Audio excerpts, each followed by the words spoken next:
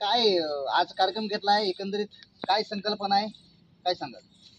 एकल महिला संघटनाची एक संकल्पना म्हणजे मनुस्मृती दहन दिन. दरवर्षी आम्ही एकल महिला संघटनेच्या वतीने हा उपक्रम राबवत असतो आणि महिलांपर्यंत जाण्याचं एक माध्यम म्हणजे मनुस्मृतीमध्ये महिलांच्या विरोधात जे काही लिहिलेलं आहे ते लोकांपर्यंत जायला पाहिजे आणि त्यांना ती माहिती होऊन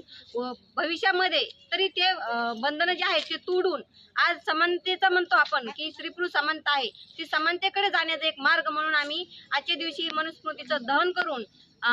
उद्देशिकेचं वाचन करून समाजामध्ये समता यावी या उद्देशाने आम्ही कार्यक्रम राबवत असतो. नेमक्या महिलांच्या समस्या काय पूर्वी होत्या आणि आता सध्याला काय आहे, एकंदरीत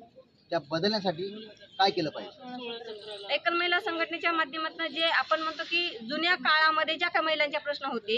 त्या प्रश्न आणि आजचेही प्रश्न याच्यामध्ये थोडंसं तफावत आहे, परंतु प्रश्न ज्या ठिकाणी आहे त्याच ठिकाणी असल्याचे